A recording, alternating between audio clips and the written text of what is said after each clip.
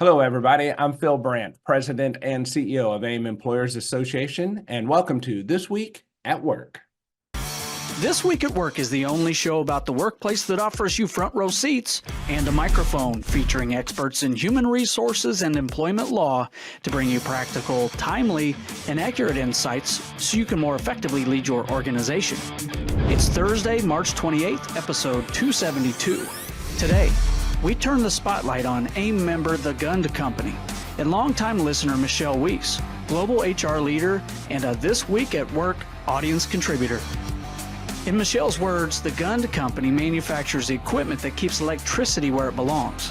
But somehow she's found a way to bundle up that energy and redistribute it to amp up their culture and energize staff.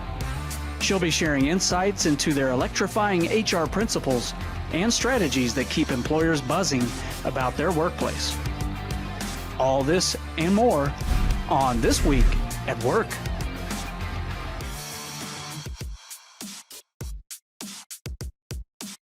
All right. Welcome back, everybody. Happy to be here Thursday right before the holiday break, and that makes everybody feel just a little bit better. Good morning, Burt Garland. How are you doing today? I'm doing great today, Phil. How about yourself? I'm doing well. I was enjoying some of your conversation before the pre-show here, and can't wait to hear some of these stories. Got a lot of good things coming up. But first, we have Michelle Wease with us from the Gund Company, longtime listener, first time on the program. She's been with us for, I think, since the very beginning. Michelle, welcome to This Week at Work. Good morning, Bert. Nice to be here, Phil. Yeah, fantastic. We're happy to have you.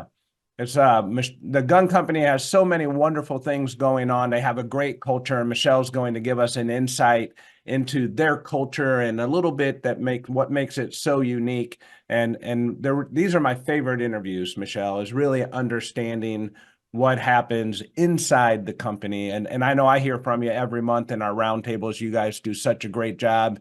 Rich Gund is going to be a speaker at our conference coming up in May, which is our sold out leadership conference. So I'm looking forward to hearing his story as well, live on stage. And Michelle, even though you are the focus of the program, there is, a total eclipse of my heart coming up, but that's Burt Garland. And we're going to have Burt kick off our lawyer on the clock as soon as I read our poll questions. Good recovery. Good recovery, Phil. Yep, very good, very good. I'm just trying to put the pun in there. All right. Hey, you know what? Let's do something before we do that, because Michelle's such a longtime listener. Before we do the poll question, Nick, can you pull up, let's give Michelle a quiz. Michelle, we had on the program a squirrel in the very beginning, and you may remember our albino squirrel. This squirrel, just for everyone's listening history, was part of our program for, I don't know, about 6 to 8 months during the coronavirus pandemic that started and was rooted in the show's beginning. And we named the squirrel already, and I've already shared with you his name. Do you remember the name of the squirrel? I knew that's where you were going to go with that question.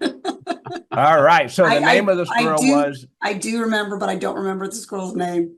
The squirrel's name was the Corona squirrel. We named him Corona, and he was in Bert's yard on a daily basis, and he would take pictures of the squirrel, and we would share them with our audience online, and had quite a following. So wanted to just test you on that, the Corona squirrel. Bert, I don't think you've had any more sightings, have you?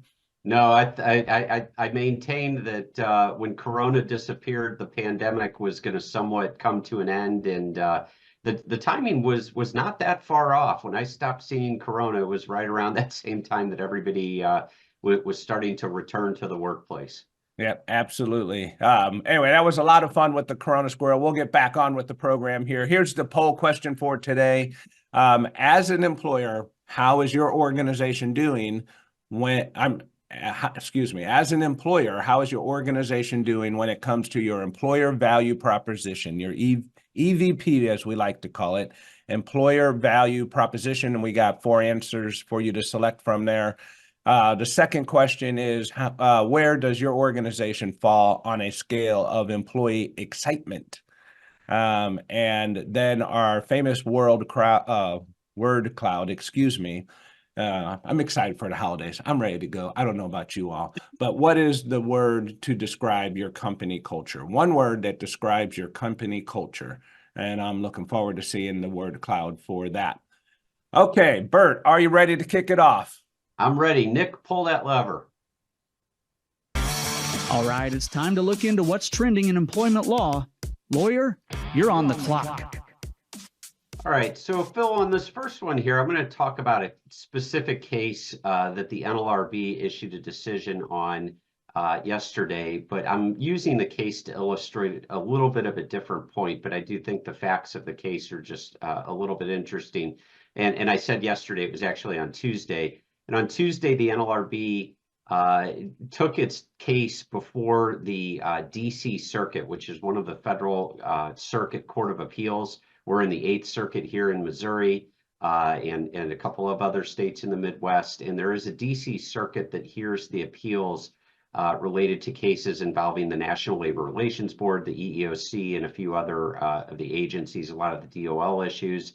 And in that case, the DC Circuit vacated the board's prior decision that had found that a company unlawfully disciplined a pro-union worker and gave another the impression that he was being surveilled. And interestingly, the significant part of the case is that the DC Circuit called the board's approach in the case, quote unquote, nonsense. So that's what I want to focus on there. So on this unanimous panel decision from the DC Circuit, they vacated an April NLRB ruling that found that a company violated federal labor law by telling one of the drivers to uncover the camera in his cab of his truck, and by disciplining another worker over his support for a union campaign. And specifically, the appeals court said that the board prosecutors failed to show that the company disciplined the worker out of anti-union sentiments or gave the other worker an impression that his union was union activity was being monitored, because all workers knew that their cameras in their truck cabs were always supposed to be on.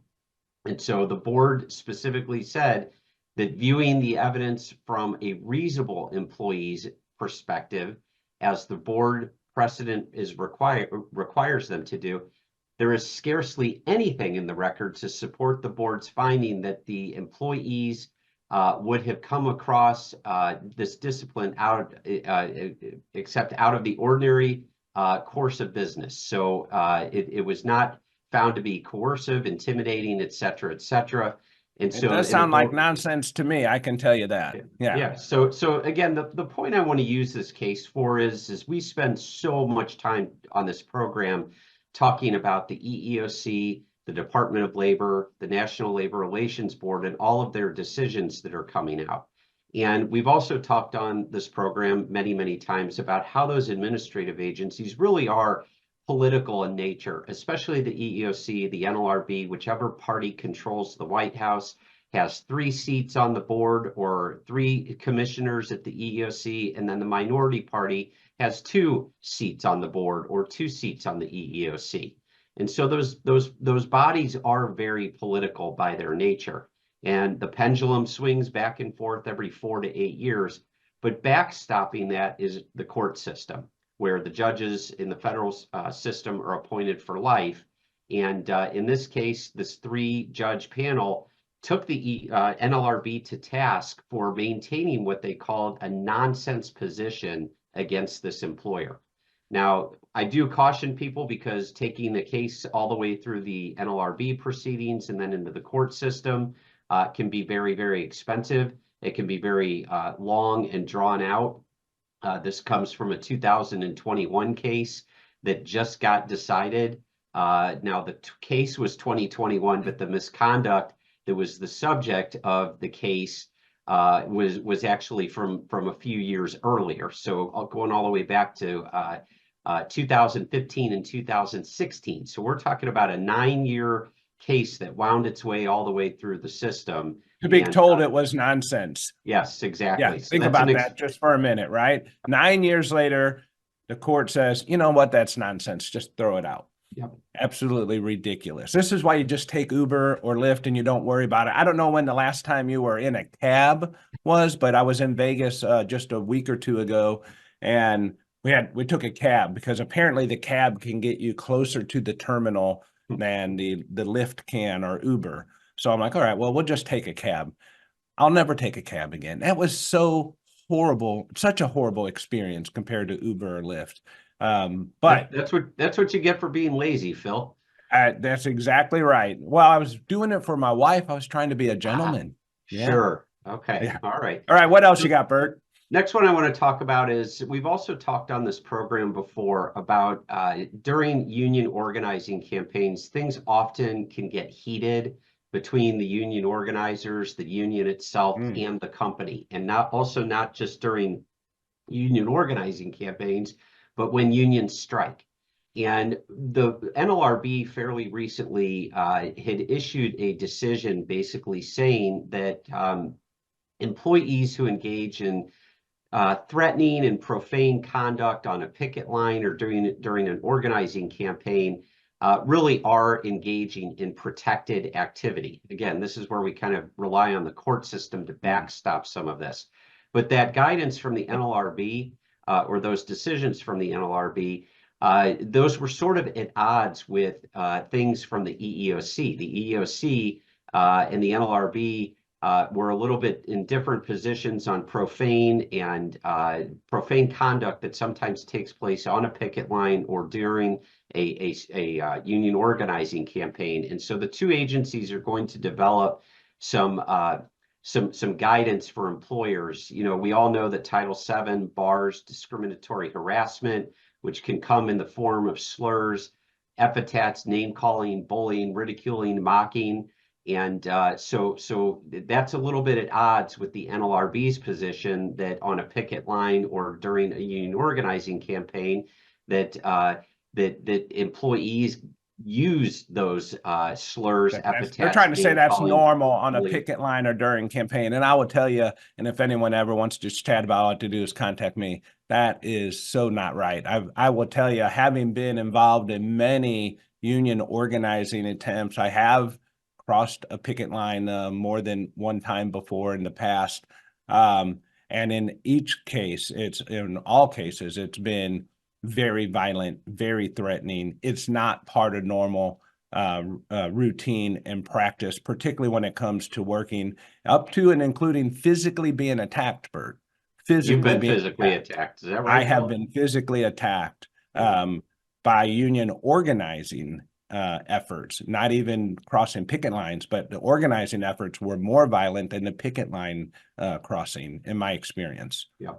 So I would love to talk with the NLRB about that and share my personal experiences for sure. Well, again, the NLRB and the EEOC are going to get together on this one and provide some guidance for employers on when that conduct that might otherwise be protected concerted activity under the National Labor Relations Act crosses the line and can become a violation of Title VII. Okay. Yeah, well, I feel better now. Thank you for letting me know they're going to work together on that. Yeah. I'm sure that gives you great comfort, Phil. Right. So the last one I want to talk about really, really quickly is just to let people know that just a couple days ago, the 8th Circuit Court of Appeals, remember that's the one that covers Missouri, that they held that a State Department of Homeland Security employee who was denied promotion after objecting to diversity trainings had a viable Title VII claim. The employee's claim was originally dismissed at the trial court level at the district court, but the 8th Circuit revived that case and said that he has a viable claim. And I just want to make it very clear here that the individual's Title VII religious discrimination claim, the court noted that the Department of Homeland Security deviated from its past practice in denying the individual an interview, and there was the proximity between his EEOC charge and a retaliation claim, that he had a very strong employment record and his qualifications were very strong, and the Department of Homeland Security's failure to offer him an interview despite his eligibility gave rise to an inference of religious discrimination. And this individual had objected to the DE&I training based on religious discrimination grounds. And so this just illustrates, again, the difficulty that employers have if they are pursuing DE&I efforts, that may conflict with employees' sincerely held religious beliefs. And just the reason why I'm really going over the case here is just, again, to illustrate the difficulty that employers are in when they pursue particular agendas. It gets the employer kind of in a no-win situation here, and which is why I always urge caution and consultation with legal counsel whenever an employer is going to be involved in pursuing some sort of training of their employees that may conflict with their with the employees' sincerely held religious beliefs. Yeah, Bert, you've taken always kind of a very appropriate, responsible position that organizations that have strong diversity inclusion initiatives need to be really careful in how they design and what the purpose and intent of those programs are, particularly as it establishes goals and objectives, forces and requires these types of things. I don't think what you're saying is this is not that diversity and equity inclusion is not important. I think what you're saying is you have to go about it legally as well. And that's the tricky part is, an employee says, I'm not going to go through this training, then what do you do? Right. That's exactly right. That's why I'm using the case and illustrating the point that employers need to pursue these efforts. If they're going to pursue them, they need to pursue them very carefully. Right. And I suspect we may see a little bit more of this come up, particularly as we get into the election period, and these types of things sometimes take front center stage. Agree. Yeah. All right, lawyer on the clock. Anything else from you today? I think I've covered enough. I think that's pretty good. All right. I appreciate that. As always, Bert Garland with Ogletree Deacons. If you need help, look him up. He'll be happy to help you as always. Let's get on to Michelle Wease, our guest from the gun company. Michelle, again, I'm so happy to have you on the program. I know I get to work with you on a monthly basis in our roundtables and other events and venues, but you guys do so many wonderful things at the gun company. So I'm not sure where to start. But let's just start with you giving us an insight into your culture, which I know is something you're always sharing with our other members of the roundtable. What would you attribute the wonderful culture you have at the gun company to? Well, two things, Phil. The first one is our compass, which you can see on the screen. True north for us is to take care of each other. That's what you're referring to this here, yeah? I am. Okay. I am. If we take care of each other, then that's going to take care of the customers, and that will take care of the business. So that's our true north. The other secret sauce for us is our listening sessions. Every year, we have a culture coach at the gun company. And every year, our culture core goes out to all of our locations and sits down in small groups of 5 to 6 people and literally listens to every single employee every single year. When the results how many employees do you have? You have over 500 employees, don't you? About 750 in North America and about 1,000 globally. And so the culture coaches listen to every employee every year in small groups. Yes, she does. Okay. And then the results of those surveys, we develop metrics based on the questions and how they're answered. And then that location will actually put together a full project plan for how to address the 2 or 3 areas where they scored the lowest to bring those scores up before the next year's round of listening sessions. So we literally hear from every employee every single year. And that's a big, huge part of the secret sauce for us. Yeah, that's fantastic. So that's way beyond an employee opinion and engagement survey. Absolutely, right? Yes. Yeah, and so then at that point, each location builds a plan specific to their location. Are these objectives then reported to the central office? Yes. They're monitored, they're measured from that standpoint. Mm-hmm. We use the Gallup Q12 questions for those listeners who are familiar with that. And then we have an additional 4 culture-based questions that we have added on that we use in addition to that. So the employees come into the room, they fill out the surveys on tablets, And then they talk about the things that are most frustrating and most invigorating for them. They talk about those specifically with the culture coach to enhance the data that we're being given through the answers to the questions. And per the Gallup standards, we are well above world class in our culture here at the Gun Company. It's something we are all incredibly proud of. For sure. That's an amazing initiative when you think about 1,000 employees worldwide and how you do that. That must just be an ongoing effort when you have that many people. Oh yeah. For it's year round. Each of our locations has a culture core, a small team of people who also facilitate local events. We celebrate some of the little weird holidays, National Whatever Day. In fact, we're having a solar eclipse party coming up here in the corporate office on the 8th of April. So each facility also does their own individual types of things. And, we have a National Day calendar, if you're familiar with those. And we celebrate, National Slippers Day. And those who can wear slippers into the office. So a lot of efforts like that, fun stuff, ice cream socials. We'll have the plant management team cook for the rest of the facility, cook them breakfast or cook them lunch. So just a huge variety, very, very creative people in our culture core teams. So tell us a little bit about the majority of your employees around the world. What's the makeup of the manufacturing, service, sales? What's the makeup of that? A lot of times our listeners are like, oh, but that's not my workplace because we're manufacturing. And, Yes. We can't do those things in a manufacturing environment, for an example. Yep. We are manufacturing. We have 7 locations in the U.S. and each of them, like I said, has their own internal culture, if you will. And then that all feeds into our corporate culture.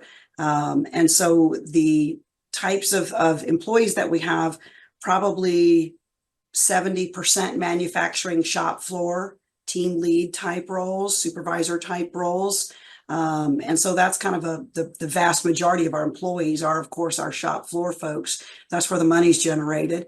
Right. And so we try to do things from the ground up, grassroots, on a lot of our efforts. And so the culture core teams are made up of shop floor team members, as well as those of us from the supporting functions around them: customer service, sales, HR, quality, safety. Cost comes third. Okay. So what would you attribute that success to? So that's a great program to have, your culture sessions around, but why is that? Is that because of you? Is that because of Rich? Why is that done at the Gun Company? Who's driving that? That's a great question, Phil. It started out as a bit of an experiment. The question was asked, can care be taught?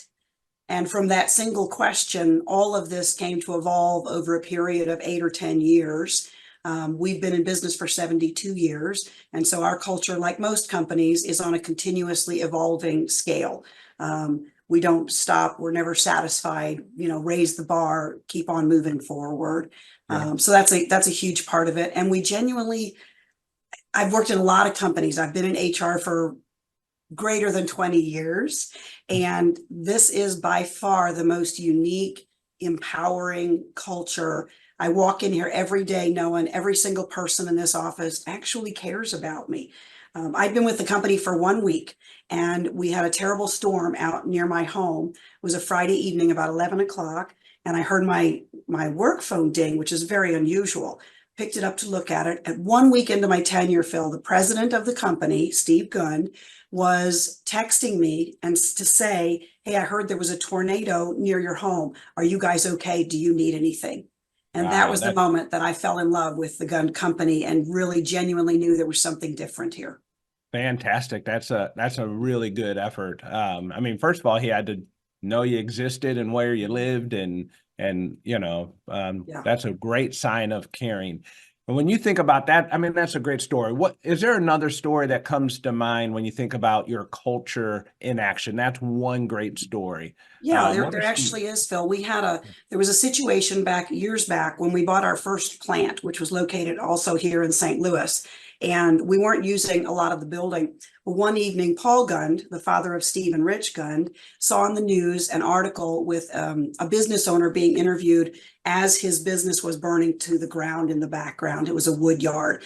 And the reporter said to him, well, kind of what's next? The gentleman replied, this mess behind me will all be fixed by insurance, but I'm very concerned about my employees and how they'll earn a living.